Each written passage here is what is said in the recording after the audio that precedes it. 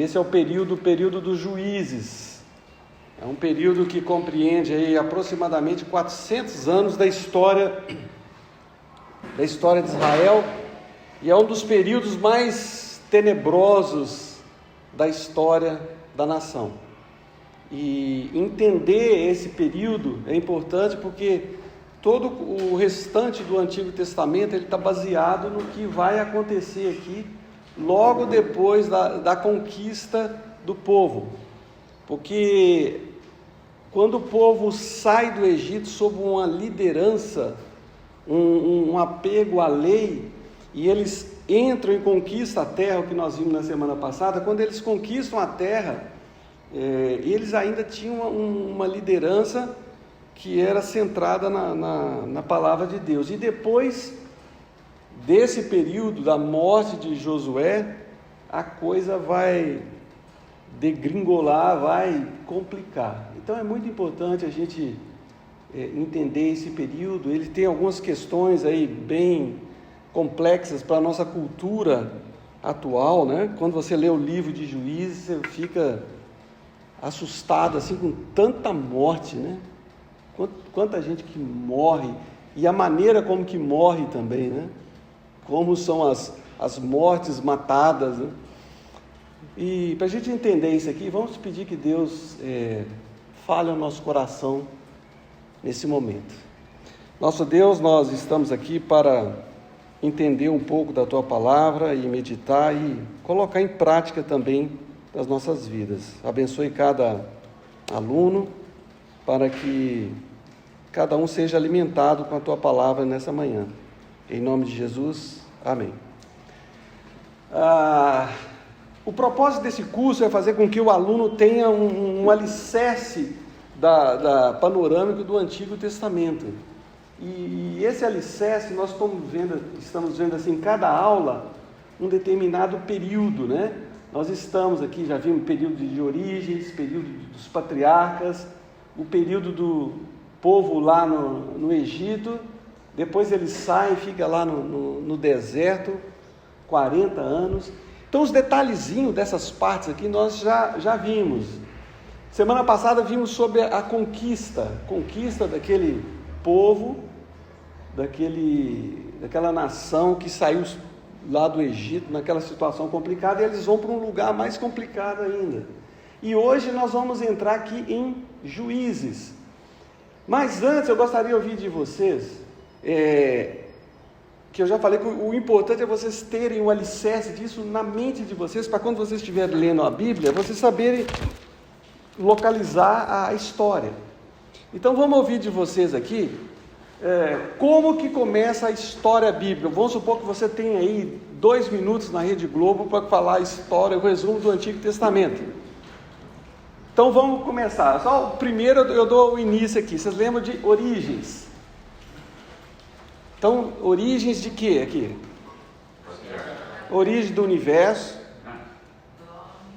Origem de que mais? Do homem. Do pecado.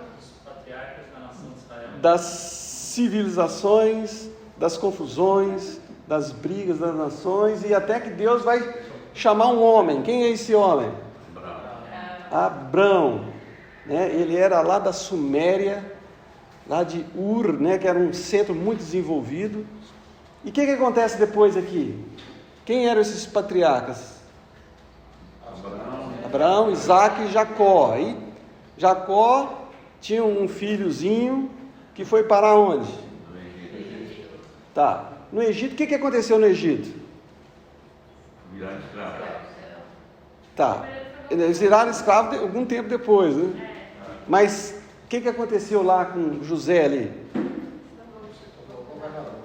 Ele chegou como escravo, mas Deus mudou a vida dele, houve uma multiplicação, de 75 pessoas foram para quase 2,5 milhões de pessoas, e depois de um tempo Deus levantou um homem. Quem é esse homem? Moisés, um cara cabeça dura, um cara turrão, que ele achou que ele ia libertar o povo na base da força, da sabedoria, do conhecimento que ele tinha. E Deus falou: camarada, para com isso. Ele tinha 40 anos de idade, Deus falou para ele, você vai para o deserto, você vai ficar lá 40 anos para você aprender que as coisas não são assim. Então, depois desse tempo, Moisés, o que aconteceu com o povo? Deserto.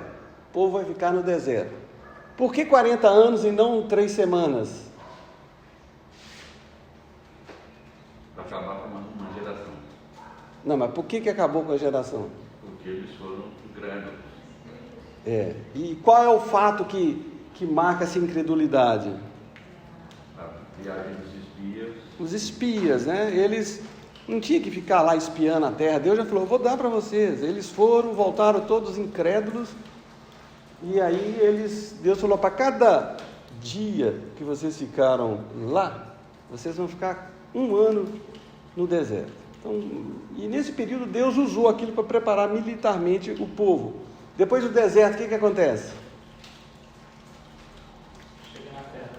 Conquista a terra, tá? Foi uma situação muito complicada, aqui já começa a ter problema, desobediência. Aí hoje nós vamos falar sobre esse período de Juízes. Depois que o povo, não vou entrar em muito detalhe aqui, depois de muita complicação com a terra, a gente vai ver que no final do livro de Juízes fala assim, cada um fazia o que bem entendia, ou seja, era uma anarquia total, ali virou uma bagunça total. E o que acontece com esse período? Eles pediram o quê? Um rei. Aí veio o Reino Unido. Quais são os 3 reis importantes aqui nesse período? Ezequias, Saul, Davi e Salomão. Depois de Salomão, o que aconteceu com o reino? Foi dividido, tá? Como que chamava o reino do norte? Israel. E o sul? Judá. 10 tribos em cima, 2 embaixo. Depois do reino dividido, que é o período que tem os profetas, período de idolatria, um período terrível do reino dividido, o que Deus fez com o povo? Cativeiro. O povo foi para o cativeiro. Depois do cativeiro, ficaram 70 anos lá aprendendo a não mexer com idolatria. Depois de 70 anos, retorno. Tá? Aí eles voltam, Esdras, Neemias, Esther. Aí depois vem o intertestamentário. Então isso aqui que é importante a gente entender nessa história bíblica e ter isso em mente, para que vocês vão abrir a Bíblia no final desse curso, vai ter alguns exercícios, vocês vão saber onde que vocês estão. Tá? Então vamos lá. O período de Juízes, a gente precisa entender alguns contextos históricos aqui. A gente tem que ver que a gente vai tratar com fatos de 3.400 anos. Então, quando a gente está lendo o livro de Juízes, a gente tem que saber que é um povo que vivia numa outra cultura diferente da nossa. Porque quando a gente lê a Bíblia, a gente tem mania de jogar a nossa cultura na cultura da época. Aí a gente vai ver aqui nesse caso aqui algum muito primitivismo que hoje você olha e você fala, olha, que loucura que esse pessoal fazia. Tanta morte. Eles pegavam os caras lá, arrancava dedo da mão, do pé, arrancava outras coisas também. O povo era terrível. Então, a gente vê nas histórias, as coisas que aconteciam, então havia um primitivismo social, né? Havia aquela cultura de guerra. O pessoal fala, vamos guerrear, vamos conquistar aquele povo, vamos matar todo mundo, vamos pegar os despojos, vamos trazer para a gente, porque era assim. E quando a gente lê aqui Juízes, a gente acha que está tratando assim do Estado Islâmico, né? do ISIS que sai, invade, que eles vivem na cultura daquela época ainda, aquele pessoal mais radical, né? Outra coisa, é importante a gente saber que da revelação progressiva de Deus, o povo não tinha tanto conhecimento de Deus como a gente tem hoje. Era bem diferente, né? Hoje quando você vê, por exemplo, a história de Davi e Golias, das guerras contra os filisteus, Davi mata Golias, arranca a cabeça dele e carrega, né? Aí a gente pensa assim, como que ele foi dormir naquela noite? Dormiu tranquilo, sem remédio, sem nada, era a vida, né? Só que havia o fator religião, eles faziam essas coisas achando que o Deus deles ia dar vitória. Israel também, eles iam porque falavam, não, Deus vai dar vitória para a gente. Só que eles também tinham os deuses deles, né? Só o nosso Deus vai dar vitória. E para aquele Deus dar vitória para a gente precisa fazer sacrifícios, que eles gostam de carne, gostam do cheirinho subindo. Porque o povo naquela época, eles queriam agradar os deuses. Não importava o Deus. E como que eles agradavam a Deus? Com o que eles tinham. O que eles tinham? Eles não tinham grana, dinheiro, eles tinham gado e planta. Então, eles achavam assim, vamos oferecer o Deus aqui um churrasco, o cheiro vai subir, ele gosta disso. Então, a cultura daquela época era baseada nisso, né? Então, as guerras são baseadas nesse fator aí, religião, que a gente vai observar. E nós falamos também sobre a questão do Deus aqui, Baal, né, que é Senhor. Naquela época a mulher cananeia chamava o marido de Baal, que é Senhor, dono, né? Mas esse Baal aqui a gente vê assim, ele mandando a chuva, né? Era o manda-chuva, o São Pedro daquela época.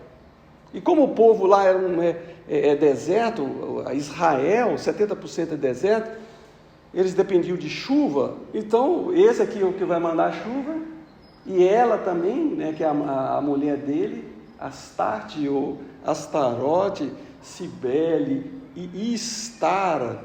Então ela vai tendo uma mutação de nome dependendo da cultura. Era uma senhora, uma dona. E como que era feito isso aqui? Havia prostitutas cultuais. Eles iam fazer encenações nos templos do relacionamento sexual de Baal com Astarote, como se fosse uma coisa que estaria agradando aqueles deuses. E também, principalmente, sacrifício de crianças. Aqui você vê um monte de crâniozinho, né? Eles sacrificavam muita criança. Em Canaã, a gente vai ver mais para frente que era isso que acontecia. Então esse contexto de religião, de coisas antigas, é necessário para a gente entender esse período. Até aqui, alguém quer fazer algum comentário, algum acréscimo?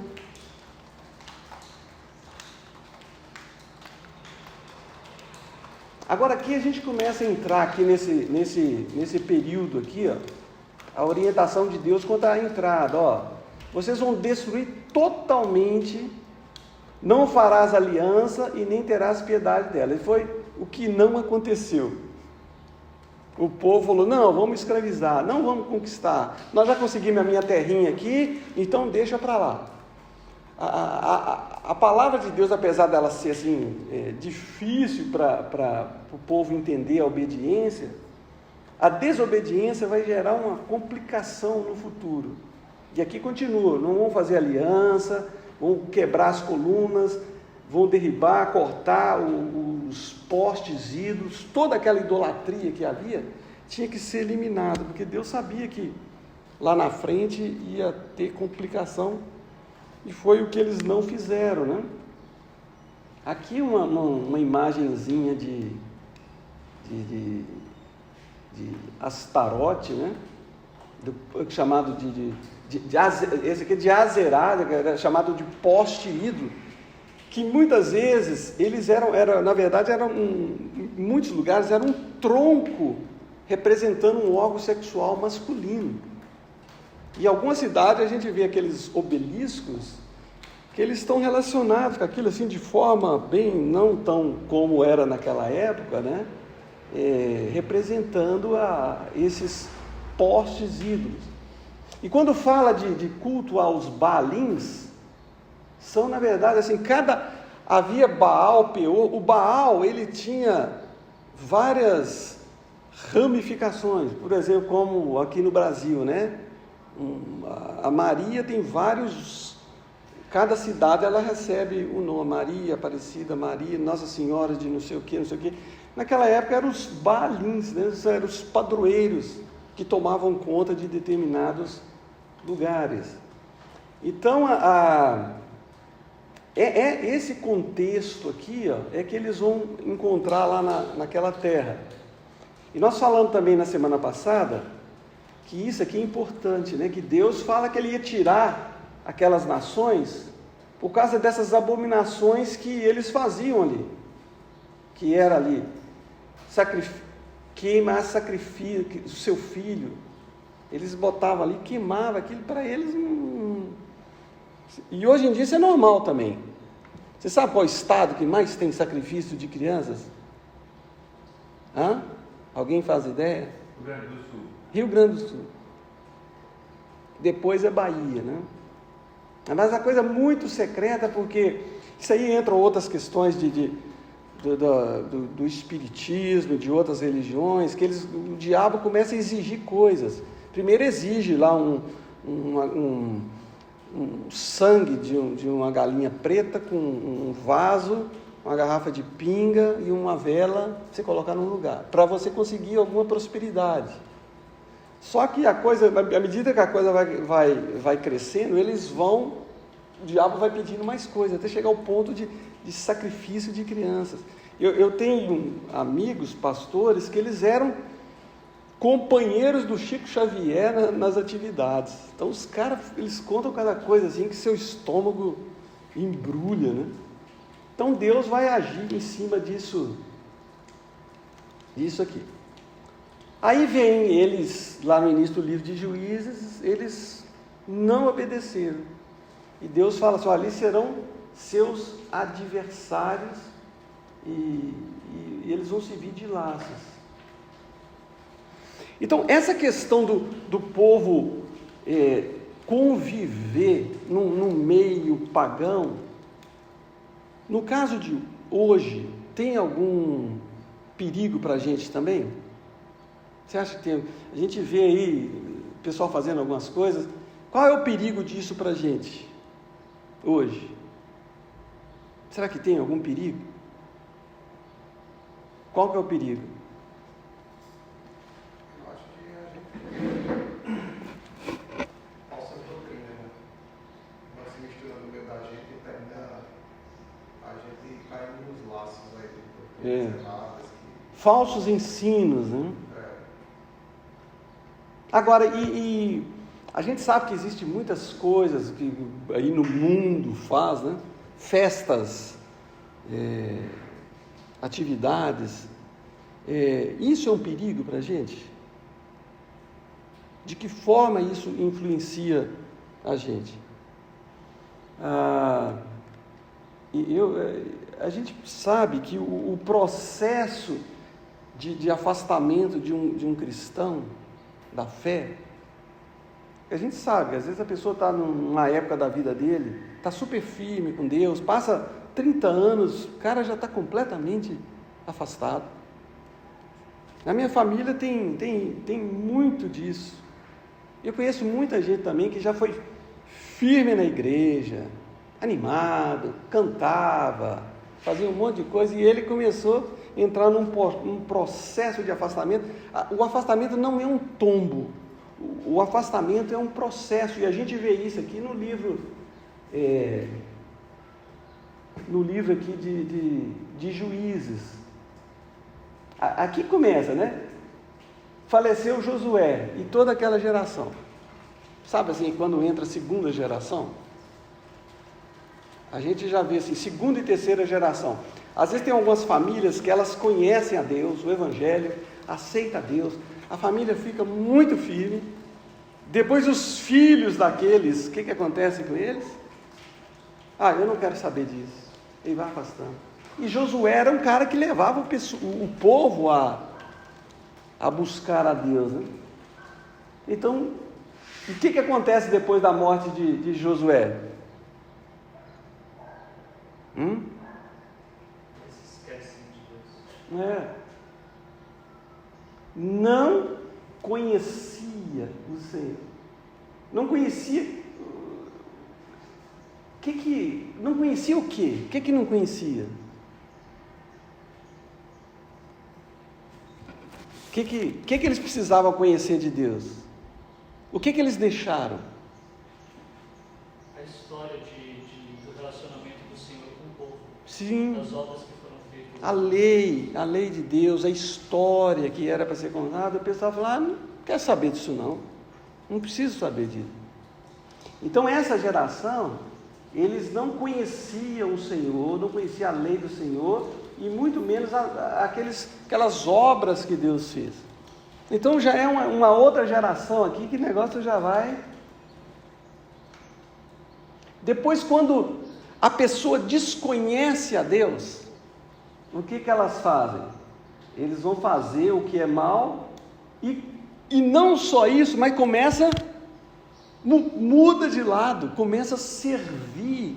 Olha só como é que sabe aquelas coisas que eles faziam de abomináveis? Mediunidade, sacrifício de criança, esquecer da lei de Deus. Agora aqui eles já estão no outro lado. E é assim que funciona o processo, né? As pessoas já mudam de lado. E é muito triste você ver isso em famílias. Famílias assim que a gente vê muito hoje, né? Eu conheço muitas famílias de igreja, já há 50 anos assim, convivendo mais diretamente na igreja. Você vê assim, muitas famílias que os filhos e os netos completamente afastados. Eu tenho sobrinhos que, apesar de na minha família meu pai ter ensinado, minha mãe, a gente foi todo mundo criado ali, conhecia a palavra de Deus. Meu sobrinho, você pergunta para ele assim, você sabe o que é Novo Testamento? Quem é Jesus? Agora eles só não conhecem, eles são contra, eles atacam. Deixar o Senhor Deus de seus pais, e aqui vem, serviram a Baal e a Astarote, largaram Deus e começaram a servir a esse pessoal todo.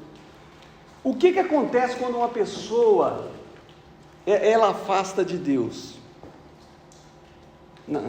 Na prática, o cara está na igreja, ele conhece a palavra de Deus, ele sabe, quando ele afasta, o que acontece com ele?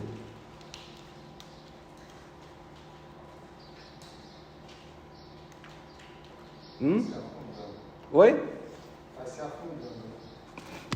Com a área movediça, vai cada vez mais a vida dele. Mas alguns casos, a pessoa começa a ir muito bem, né? Vai bem, olha, eu consegui isso, eu estou fazendo isso, eu estou tendo isso.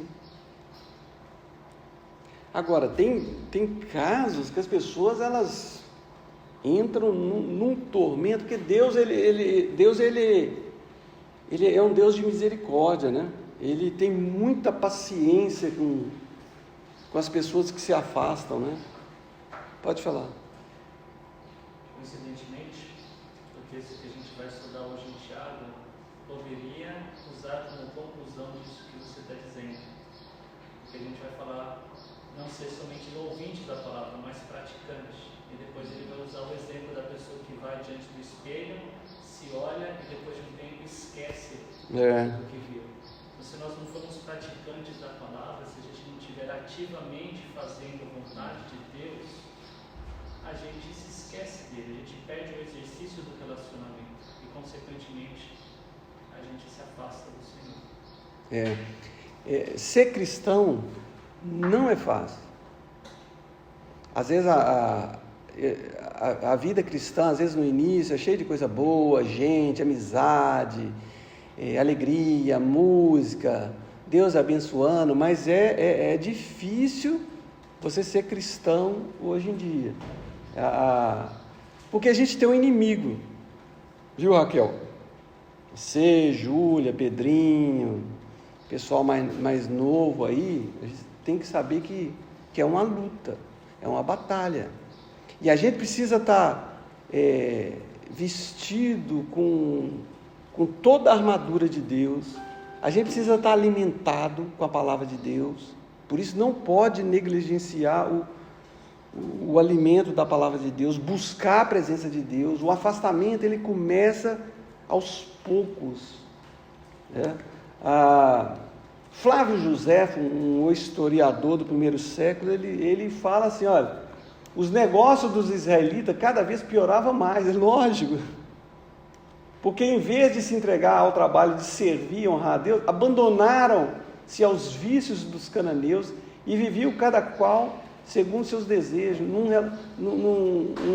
relaxamento, num relativismo, num hedonismo, numa idolatria e toda loucura que acontece. Porque quando falta Deus, os ídolos tomam conta. Os ídolos, e a pessoa vai buscar o prazer nas coisas da vida. Agora, o interessante é que a disfuncionalidade que a vida se torna para essas pessoas, ela não tem a percepção disso. Para voltar para Cristo, ela acha que ela tem que resolver primeiro toda a bagunça que aconteceu no afastamento, para depois voltar para Cristo. Ela nem consegue ter percepção de se voltar para Cristo para poder retornar à normalidade, né? Vamos dizer assim. A disfunção é tão grande que acho que assim, ela não consegue nem se achar de volta para resolver os próprios problemas. Acho que ela tem que fazer isso. Eu tenho experiência com algumas pessoas que já passaram de Cristo, que se esqueceram que o começo do retorno é voltar para entregar a vida para Cristo e seguir ele de volta, né? Mas é uma coisa muito triste de se ver, né? Por isso que a gente está vendo hoje um número muito grande de suicídios de jovens. É muito grande, eles estão... Agora, não é só jovem, é adulto, eles estão entrando assim em parafuso, porque o mundo está ficando cada vez mais complicado e o mundo não vai melhorar. O mundo não vai melhorar. O mundo vai piorar. E se a pessoa não tem assim a palavra de Deus, o plano de Deus, a vontade de Deus, Deus atuando na vida dela, ela fica louca nesse mundo. Só que o livro de Juízes, eu vou apresentar um resumo para vocês aqui, no capítulo 1 e 2 vai falar da desobediência, de conquistar pela metade, e aqui nesse trecho aqui de 27 a 36 do primeiro capítulo, aparece muito aqui, não expulsou os habitantes de, não fulano não expulsou, deixou. Aqui nesse mundo, às vezes, nós precisamos tomar atitudes bem radicais se a gente quiser ficar firme com Deus. A gente tem que tomar decisões com relação à nossa vida, com relação à nossa família, com relação ao nosso trabalho, com relação ao nosso tempo, com relação ao nosso dinheiro, porque tem gente que acha que Deus, a única coisa que Deus quer da gente é só a nossa alma, né? Deus quer a minha alma, a pessoa dá a alma para Deus, mas depois segura tudo. Deus quer o ser total. O nosso trabalho, a pessoa não pode pensar, eu estou trabalhando para sustentar minha família. Não, o trabalho tem que ser para a glória de Deus. O que você faz tem que ser para a glória de Deus. Se isso está invertido, vai ter problema. Buscai primeiro o reino de Deus. Aí todas as coisas serão acrescentadas. Mas as pessoas procuram buscar primeiro todas as coisas para depois, se tiver tudo bem, buscar o reino de Deus. E isso é a tarefa, muitas vezes, dos pastores, ensinar o pessoal a buscar primeiro o reino de Deus. Mas o mundo ele é muito atraente. O mundo dos cananeus hoje em dia está aí, só que de forma diferente. Os atrativos do mundo. Hoje em dia, as coisas que o mundo oferece para tirar a gente daqui é muito fácil. Você vê televisão, internet hoje em dia, são coisas boas em si, mas que muitas vezes são dominadas, que o inimigo vai usar. Aí no livro do capítulos 3 ao 16, a gente aparece assim, um relógio, né, um ciclo de erros, de consequências, de arrependimento, de libertação, que a gente vai ver em todo o livro. E começa aqui, por exemplo, vamos supor, meio-dia, né? Os filhos de Israel fizeram o que era mal perante o Senhor, e se esqueceram do Senhor. Esqueceram. Deixa para lá, eu estou preocupado com as minhas coisas, eu tenho que fazer minhas coisas, primeiro eu tenho que ver isso, se sobrar algum tempinho, aí eu vou buscar a Deus. Não é assim? Aí deixa para lá, aí depois disso eles serviram, renderam cultos a poste ídolo, a idolatria. Aí começou a virar uma bagunça total nesse primeiro período. Só que quando chega ali 3 horas, né? Aí vem uma punição. Deus, quando Ele pune, Ele tem um propósito.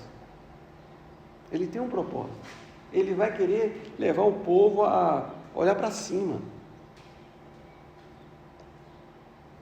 Aí, nesse período que entra aí a punição, né? Então a ira do Senhor se acendeu contra Israel. Aí Deus fala assim: olha, vocês querem viver assim? Vocês vão ter inimigo. O inimigo vai pegar as coisas de vocês, as coisas vão ficar complicadas para vocês. A gente vê muito cristão enfrentando muitas lutas, e depois de muita luta, ele vai ver que ele precisa voltar para Deus. Eles ficam afastados assim, 4 anos, 5 anos, 10 anos, mas vai levando tanta chapuletada. Você quer? Então vai ver o que vai acontecer. E depois, geralmente, uma pessoa que afasta quando Deus disciplina, depois de um tempo, ela volta, ela vai ver que tem que voltar, que tem que mudar, porque é assim. E aqui no livro de Juízes, você vai ver isso acontecendo a todo momento. O povo afasta, Deus manda dificuldade, manda inimigos, e aí a coisa vai. Aí o que acontece quando o povo está sendo pilhado, o povo está sofrendo, o povo está passando dificuldade? O que o povo faz? Aí faz oração. É hora. Qual o momento da nossa vida que nós mais oramos? Quando tudo está bem ou quando tudo está mal? É quando o avião está subindo ou está descendo. Se você vê aqueles filmes, né, de avião caindo, caixa preta, né? Você escutando as vozes. Qual é a última frase que o pessoal fala? Meu Deus. Meu Deus. Meu Deus. Mas às vezes é tarde, né? Eu digo, mas eu gosto muito de andar de avião, mas o botão de pânico acende quando está subindo e quando está descendo. Né? Então, Agora, esses momentos aqui na nossa vida,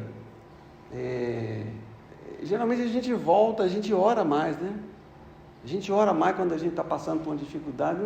Não era para ser assim, mas a nossa natureza, ela tem uma dificuldade muito grande para a oração. Foi isso que Jesus disse, né? A carne é fraca. A carne é fraca para a oração. Alguém aqui tem facilidade de orar o tempo inteiro? Não é uma luta? A oração é a coisa mais difícil que tem, né? Quantos aqui já dormiram fazendo oração? Você está orando assim, depois você vê que no outro dia você acorda, você vê que você estava orando, você nem lembra aqui, porque assim, a gente está cansado, a gente não... Mas, então a ira de Deus vem contra o povo, porque Deus ele vai trazer uma maneira que o povo tem de voltar.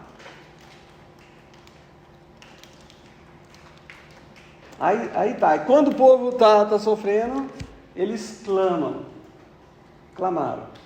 Aí Deus, quando o povo clamava, Deus levantava um libertador, um líder, um juiz, uma pessoa com autoridade para libertar o povo, para comandar o povo na libertação daquela situação. E quem eram esses juízes, né? Essa palavra aqui, isso aqui vem de um verbo que é julgar, né? Mas aqui no plural, que vai ser traduzido assim como juízes, como libertadores, legisladores. Essa palavra é usada na Bíblia de várias maneiras diferentes. E quem eram esses caras? Eram pessoas comuns, não eram super-homem.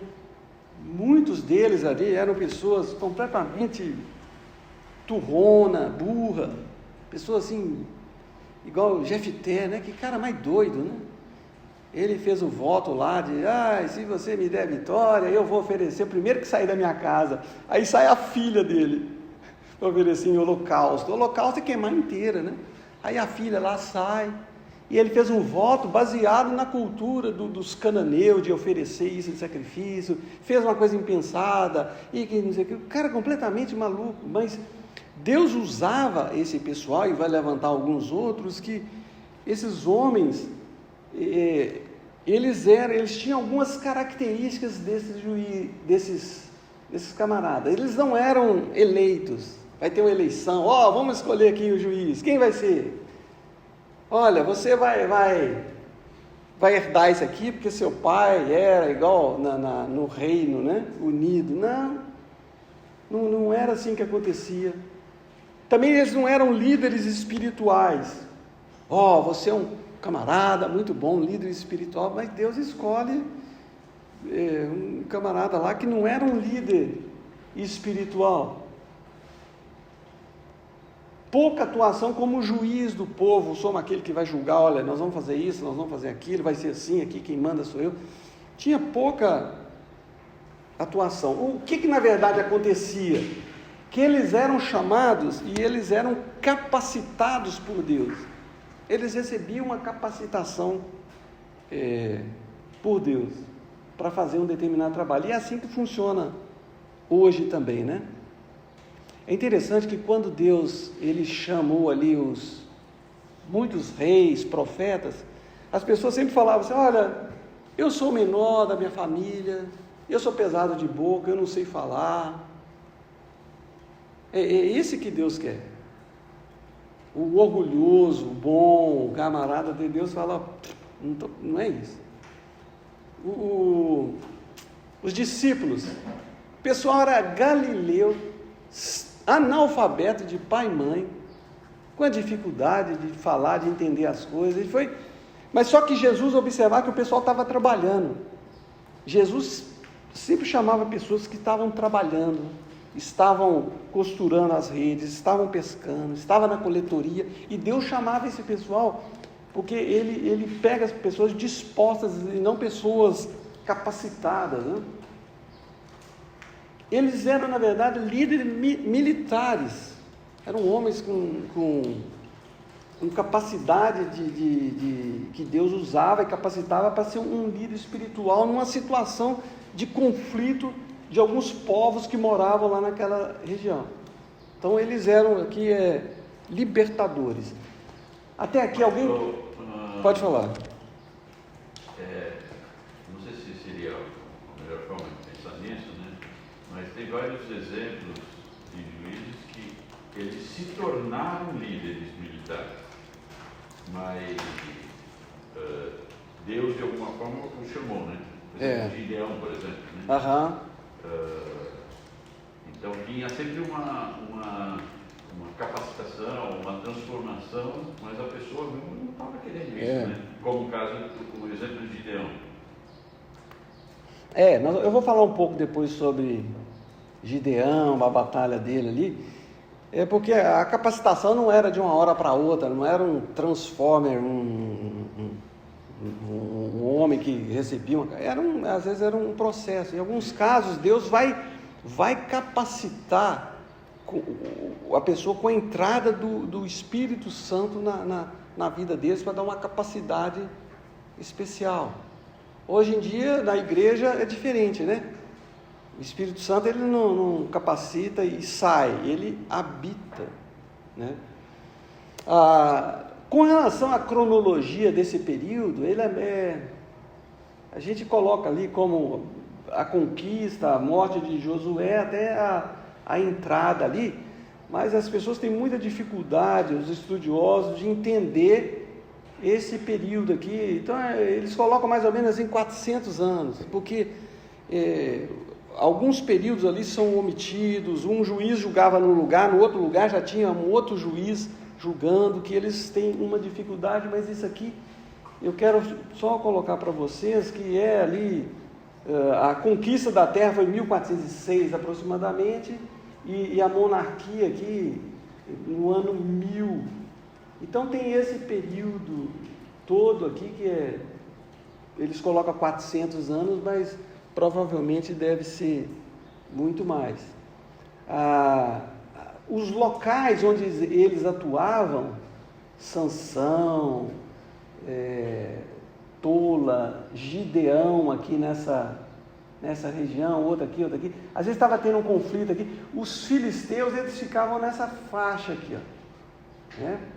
Ficava aqui tinha vários povos, cada lugarzinho era uma cidade.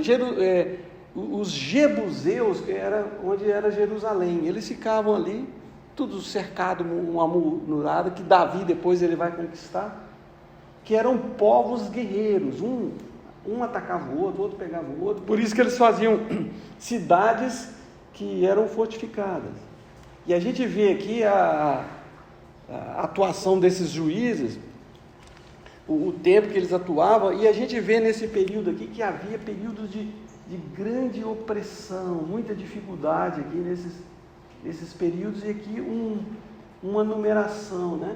Então tem esse quadro aqui, só mostra a atuação deles e o tempo de cada um. A tribo de Dan teve uma hora que ela mudou, não teve? Foi lá para cima? Foi. Não era lá em cima? Não, Dan era em cima. Aqui é assim. E eles mudaram no tempo de Juízes ou foi depois? Você lembra desse detalhe? Não estou lembrado. Porque acho que eles saíram daqui, né? E foram lá para cima. Eu sei que lá tem a cidade hoje lá que perto de Cesaré de Filipe, lá em cima, onde que é Dan, que é a tribo de Dan, que é o deus Pan. Há um complexo de idolatria que tinha na época, um túnel onde eles sacrificavam crianças lá dentro daquele túnel. E hoje você vai lá, você vê aquele monte de altar daqueles deuses, aquelas pedras, que é o local onde é que tem as nascentes do Rio Jordão. Mas isso é idolatria pura, que mostra como que era a coisa que era tão feia. Você vê vários altares antigos, onde tem um sítio arqueológico, é idolatria. Eles furavam um buraco na parede assim grande e colocavam ali dentro, eram os deuses. E lá em Pan, onde é que a nascente do Rio Jordão, ali é onde eles sacrificavam crianças. Um ambiente pesado, né? Agora, a história que é bem conhecida é Sansão, né? Por causa o que ele recebeu de Deus para libertar o povo. Alguém sabe? Força, capacidade, uma força, porque alguns aqui eles tinham a entrada do Espírito Santo na vida deles. Recebiam uma capacidade de fazer, veio sobre ele o Espírito Santo e ele julgou a Israel, ele liderou, ele comandou, uma capacidade que vinha sobre esses homens. Agora o último estágio, a última parte do relógio é essa aqui, ó. Que Deus, quando o povo orava, Deus levantava um homem, ele capacitava um homem, e esse homem libertava o povo. Deus, ele libertava e... Aí agora começa, o relógio continua, o relógio não para, né? Aí a gente vê aqui, passou aí 5 minutos, aqui a gente vê lá, então a terra ficou em paz. Quando a terra fica em paz, o que acontece? Para de orar. Para de olhar para... Com vocês é assim também? Ou é só comigo? Eu vi alguma coisa dizendo que a prosperidade é a pior das provações. Mas é verdade. O perigo é quando tudo está bem. Quando tudo está bem, as pessoas, para que Deus? Se você tem dinheiro, tem tudo, está indo tudo bem, para que Deus? Para quê? Quando é que as pessoas buscam a Deus hoje? Quando estão Gente, sabe qual é o lugar mais fácil de evangelizar? As pessoas mais aceitam a Cristo? Hospital. Fala, Zambelli. Também. Presídio, né? Você chega lá no presídio, aí vem o cara do PCC, todo mundo agora, culto, aí fica todo mundo assim, né? E aí tem que ficar todo mundo quieto. Se alguém fizer uma mexida e todo mundo escuta, você prega assim, fica todo mundo escutando com a cabeça baixa, aí depois você vai pregando, aí o pessoal vai ficando de joelho, aí levanta a mão, e não sei o quê, aí fica aquela coisa toda, né? Aí alguns lá falam assim, eu quero entregar minha vida para Jesus, eu quero mudar de vida. Aí vai o chefão lá e fala assim, isso aqui não. Tá, você vai, mas se você ir para Gandaia depois, porque eles vão para a cela que é chamada igreja, né? Para a igreja é uma cela que é só de gente convertida, a gente não sabe. Mas se o cara vai para lá só para sair do esquema, se ele aprontar, eles matam, porque é a lei, né? Então, quando o pessoal está na prisão, está mal, eles oram, eles leem a Bíblia em 3 meses.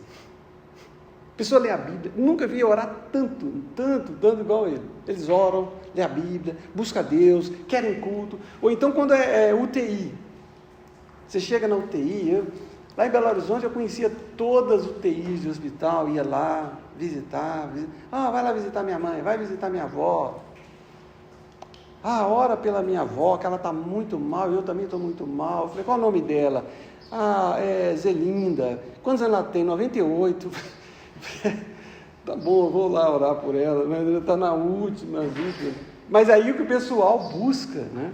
O pessoal busca. Por isso que em sociedades, em culturas onde há menos recursos, né? Países onde há muitos recursos, a população não tem uma carência porque, né, é um país rico, culturas ricas, onde as necessidades são preenchidas de uma forma ou outra sem você precisar de fazer muito esforço. Sim. Quer dizer, o evangelho cresce mais em países onde não há essa abundância e a pessoa não tem para onde virar, né? E acaba virando para o evangelho, independente de teologia, né? A Segunda Guerra, quando que ela terminou?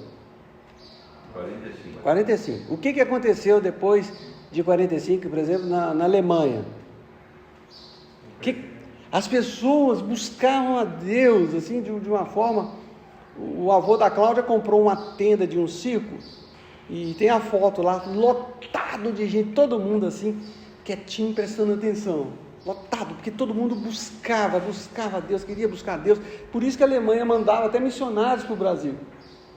Aí a Alemanha virou uma potência, unificou, né? Tá aquela riqueza. E o que aconteceu? O que está acontecendo hoje? 60 anos. Não tem. As igrejas lá viraram. A igreja luterana sumiu, virou tudo biblioteca, boteco, museu e casa de show. Eu não sei como é que. A gente pode observar isso no Brasil. A igreja brasileira, antes da guerra, era, de certa forma, incipiente.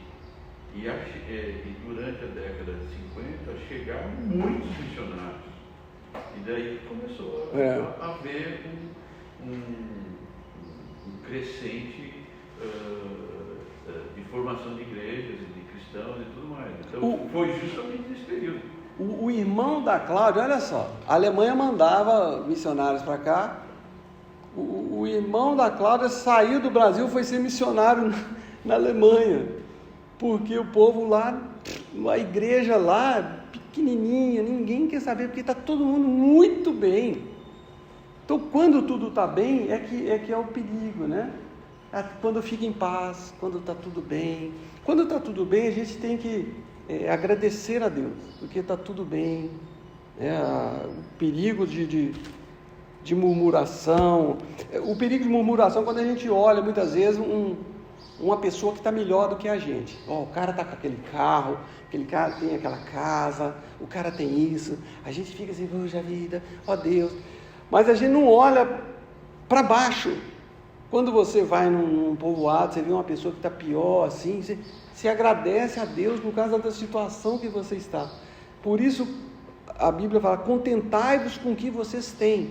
Se a gente ficar pegando a cultura cananeia hoje, de ter, de possuir, porque hoje em dia o valor de uma pessoa está no que ela tem, no carro que ela tem, nas condições, se ela é rica ela vai ter mais importância, é assim que funciona. Aí a terra fica em paz. Depois que a terra fica em paz, o que o povo faz? Está tudo bem. O povo agora já são 11 horas ali, né? Tornaram os filhos de Israel a fazer o que era mal perante o Senhor. Volta, começa tudo de novo. E o livro de Juízes vai nessa toada o tempo inteiro. É pecado, punição, oração, libertação, para a gente poder aprender. E o resultado disso, a gente já está acabando aqui, é que no final do livro a gente vê a anarquia completa, porque não adiantava mandar libertador, juiz, porque o povo era cabeça dura. Então entra a idolatria, continua, a imoralidade continua.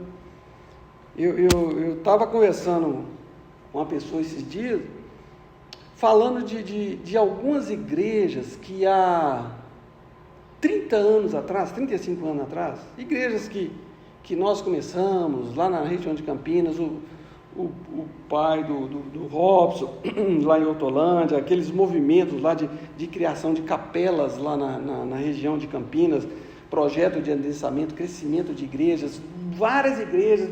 Era uma capelinha que a gente fazia o alicerce, os americanos lá construíam de madeira, começavam a igreja, ficava ali 3, 4 anos, arrumava alguém, ia para outra, vários. E o que aconteceu hoje? Apesar delas terem crescido, prédio, número de pessoas, o que aconteceu? Entrou heresias, entrou os judeus, cristãos judaizantes, com práticas, com bandeira de Israel, com óleo, com unção, com candelabro, o outro virou apóstolo, a outra virou pastora, e começou aquela coisa toda. Você fala, gente, não sobrou uma. E o que vai acontecer daqui 20 anos, 30 anos? Então, esse é o tempo de Juízes, 20, 30, 40. Aí a gente vê ali, né? Naqueles dias não havia rei, cada um fazia o que achava melhor. Então, eu não tenho tempo assim de falar de juízes, contar essas histórias, porque o propósito do curso não é esse, é mais falar alguns detalhes sobre esses ciclos aqui. E um dos juízes que eu acho assim, interessante, que é a história dele, é a história de Gideão. Vocês conhecem a história de Gideão? Conta aí para mim, vai. Gideão, o que aconteceu com ele? Gideão era muito corajoso e estava malhando trigo, se não me engano, em cima do eirado. Mas separar a palha do trigo tinha que ser num lugar que ventasse para a palha voar. E ele estava justamente ao contrário, escondido, porque os povos vizinhos, lá, não lembro agora qual era o povo, invadia justamente para saquear toda a produção. Quem eram esses? Agora eu não lembro qual, não sei se eram os filisteus. Midianitas. Os midianitas, eles ficavam ali, era muita dificuldade, o povo estava sofrendo, e Deus vai levantar um homem que é Gideão, né?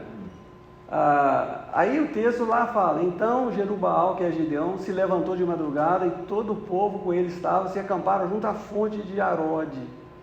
Essa fontezinha, e vocês estão vendo aqui, né? Ela está lá até hoje, e dentro dela sai uma água que fica assim, borbulhando, porque a montanha, ela funciona como uma esponja, né? Que a chuva cai ali e a água vai saindo por aqui, e ela corre para cá, fica esse filetezinho de água aqui. Agora, nesse filetezinho de água, onde é que quando vai começar a batalha com os midianitas, o que acontece aqui? Como é que era o exército de Israel para lutar contra os midianitas? Pequeno, grande? Hã? Tinha quantas pessoas ali? Não sei, era 30 mil. 32 mil pessoas, né? E o que Deus fala para eles? Não sei disso tudo, não. Não. O que vocês estão achando que é quantidade? Não. E como que foi o processo do RH de Deus aqui, da seleção? Qual que era? Quem está com medo vai embora. Está com medo? Vai embora. Então, 22 mil pessoas foram embora. Voltaram, foram para casa. Depois a seleção, Deus ainda falou, tem muita gente ainda. O povo sempre estava acostumado com aquela história de se você vai vencer uma batalha quando você tiver mais pessoas. E com Deus não era assim, porque a vitória era Deus que dava, muitas vezes sem o povo fazer nada. Vocês lembram de Senaqueribe? A vitória que Deus deu para ele na época de Ezequias, que estava querendo invadir? O anjo foi lá, acabou com tudo. Os amonitas, moabitas, quando tentaram atacar também, Deus... Então, a vitória, ela, em qualquer caso da nossa vida, ela vem de Deus. Às vezes a gente fica achando assim, para resolver esse problema, eu preciso disso, preciso daquilo. O que a gente precisa muitas vezes é oração. Né? Um problema que a gente precisa resolver. Essa semana mesmo, eu precisava resolver um problema de Unimed, né? Que a minha Unimed acabou, aí eu tive que começar a pagar. Eu falei, impossível, não tem como, né? Aí eu orei, mas na verdade a Cláudia que ora mais, né? Impressionante como que Deus resolveu a coisa de uma forma assim que eu não esperava. Então, eu falo para vocês assim,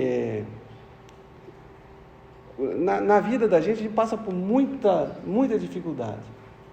Tem muitos inimigos, é oração. O que Deus fez aqui qual era a solução de Deus para selecionar aqui o pessoal para a batalha? Aquele que chegasse para beber água, levando a mão, a água para a boca. Esses ficariam para... Estava lá, você lembra lá o corguinho, né? Então, se a pessoa abaixasse assim para beber água, João, você quer mostrar como que era? Não, né? As juntas não permitem. A junta batista, se você... Olha o outro, né? Chama um novinho. Até um tempo atrás eu não conseguia fazer isso, né? Eu não vou pedir para ninguém fazer isso aqui, porque vai ser um vale de ossos secos nesses estalos. Se a pessoa baixasse assim para beber aquela aguinha, Deus fala, esse cara não está preocupado com nada. Ou então se o cara pegar essa água ali daquele jeito, na verdade era assim, todo aquele que lamber a água com a língua, como faz o cão, ali era o dia de cão, né? O dia do cão. Esse porás a pá, tira esse cara não está preocupado. Como também a todo aquele que se abaixar de joelhos a beber. Então aqui você vê a gente estava fazendo uma demonstração assim para o pessoal, né? Que era aí a mesma coisinha. Uma outra situação, como que tinha que ser? Foi o número dos que lamberam, levando a mão à boca. O cara tinha que estava diante de uma batalha, tinha que pegar água assim, né? É interessante, com uma vitória, pelo fato de Deus agir, não quer dizer que a gente não tem que fazer nada. Deus eu não preciso fazer mais nada. É igual na nossa casa. Deus toma conta, toma. Mas bota um alarme, uma sirene. Maomé falava assim, olha, confie em Alá, mas amarre o seu camelo. Então, são as duas coisas. A gente tem que orar como se tudo dependesse de Deus. Agora a gente tem que agir como se tudo dependesse da gente. São as duas coisas. Na nossa vida é assim. A gente tem que batalhar. O camarada fala assim, eu estou desempregado. Então, você tem que orar a Deus. Orar a Deus, mas vai procurar também. São as duas coisas. É nessa. Observar as aves do céu. Não semeiam, não plantam, mas Deus sustenta. Deus sustenta, mas a coitada do pardalzinho, ele sai, vai para lá, voa para cá, leva pedrada, foge do gato. Ele está no dia a dia, ele está procurando o sustento dele. Então era assim que funcionava. Então, só para terminar aqui, algumas considerações, algumas lições desse período aqui para a nossa vida. O primeiro é o perigo do esfriamento. Eu falo para vocês, o esfriamento ele se dá de forma lenta.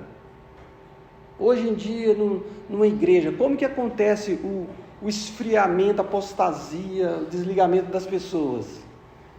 Fala. Só começa a faltar na escola bíblica. Porque hoje em dia, escola bíblica não é uma coisa que é importante. O que é importante hoje em dia é o culto, porque o culto é mais atraente. Algumas décadas atrás, o que era importante era escola bíblica. Então tinha concurso, o pessoal ia, o pessoal participava. Hoje em dia, eu estava vendo, o número de pessoas que participam de escola dominical nas igrejas vai de 10% a 20% no máximo. No máximo. Por quê? Então, é isso que o Zambelli falou. As pessoas, elas deixam de, não só participar de escola dominical, mas deixar de ler as escrituras. Quanto tempo a pessoa gasta mais tempo? Lendo a escritura, lendo a Bíblia ou mexendo com outras coisas?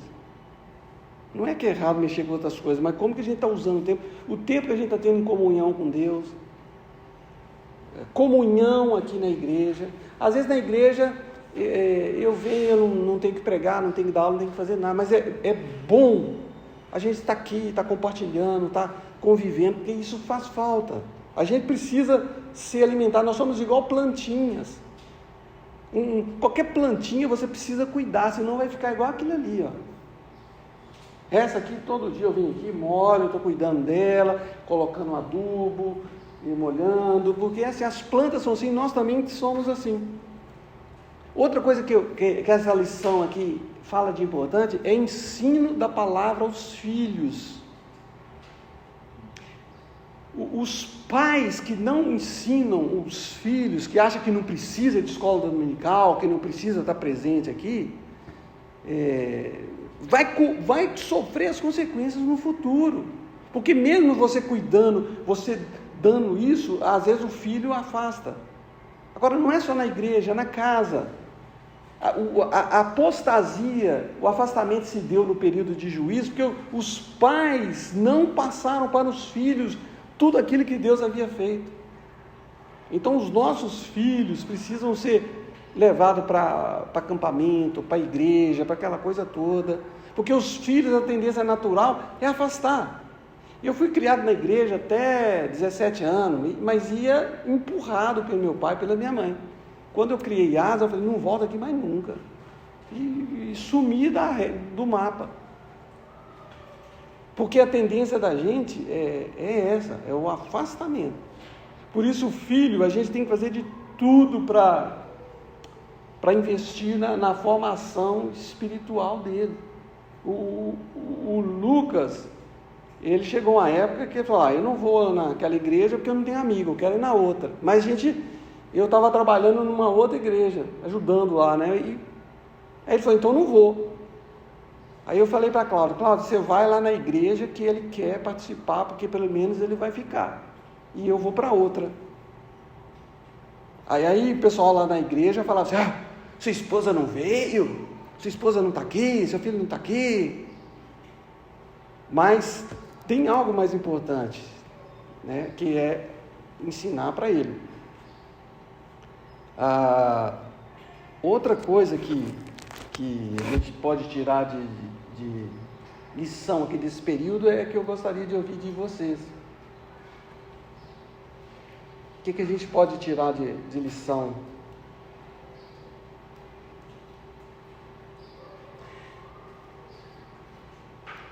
Vocês repararam que as religiões, hoje em dia, elas procuram fazer alguma coisa para atrair as pessoas?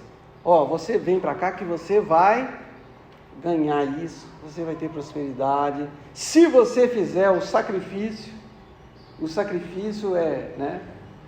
É isso aqui. Se você sacrificar isso, você vai ganhar isso. É a religião do toma lá da cá. E aqui, no nosso meio, o que nós vamos estar ganhando? Você vem para cá para servir, você tem que andar de carro, tem que vir de bicicleta, tomar sol, mas isso tem uma recompensa. Então a gente tem que tomar cuidado com o mundo hoje em dia, é assim, o que eu vou ganhar com isso? Para que eu vou lá? Por isso que o pessoal não vê que é importante estar aqui no domingo à noite, no domingo de manhã, prefere ficar em casa, no computador, no videogame, né? Qual outra lição a gente tira desse período aqui? Aí a gente já termina. Na cabeça, mas não no coração, porque essas lições com Deus, esse relacionamento com Deus, né, ela está no seu coração, a participação na igreja, os valores passar para os seus filhos, todas essas coisas é parte da sua vida, você vive. Não é só uma compreensão intelectual, mas uma compreensão do coração. Então, não sei se isso aconteceu lá nesse tempo, que era uma compreensão só aqui, não aqui, no coração. Eles entendiam aqui quando eles sofriam aqui, na carne, né? Perdia coisas, aí o pessoal fala.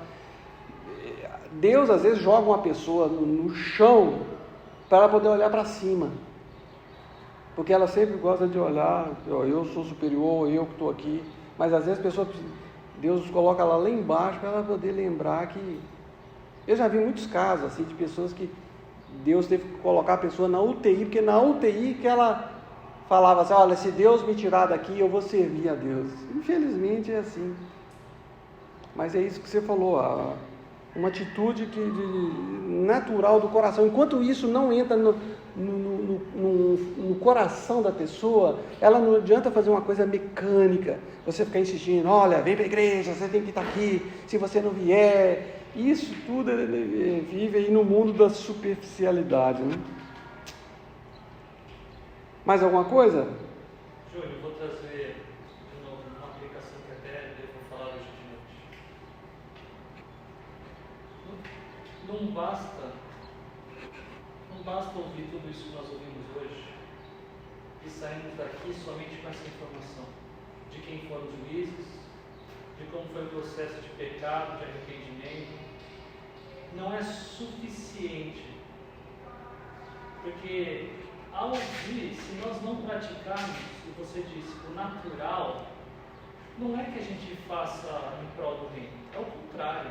De novo, o canteiro, ele não dá sozinho um pé de alface, ele dá a verdaninha. Tem que cultivar, tem que plantar, tem que trabalhar, e isso tem o seu investimento.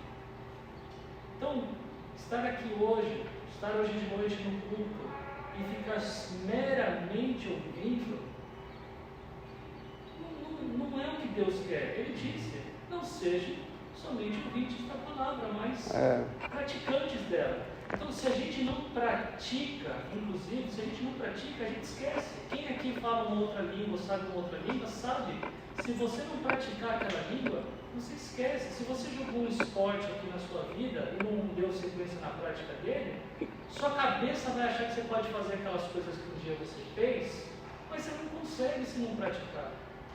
E às vezes a gente está fazendo as coisas muito do tipo, é muito complexo. Mas tem tantas coisas básicas. Hoje mesmo, de novo, a verdadeira religião se consiste num dos exemplos, olha, vai lá visitar o viúvo e o órfão. Isso é simples, isso é concreto. Não é você determinar a unidade de Deus, a trindade de Deus. Não é isso.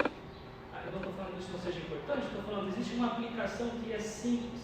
E à medida que a gente faz isso, e a passagem vai falar, nós seremos felizes no que fizemos. A mensagem de hoje vai falar sobre isso, né? Já dei, não vem. Passa o áudio aí. tornai-vos praticantes da palavra. Então a questão é assim, o que eu vou fazer com... O que isso aqui tem a ver com a minha vida? O que eu preciso mudar e o que eu vou colocar em prática? É difícil? Não é fácil. Mas a gente tem que lembrar que Deus capacita a gente a vencer um inimigo, que a capacitação vem de Deus e não da gente. A salvação é pela graça, a santificação também. A santificação a gente tem que, está certo que a gente tem que batalhar, mas também a gente percebe que nessa tentativa a gente precisa da graça de Deus também para viver, tá bom? Obrigado a todos vocês aí que vieram.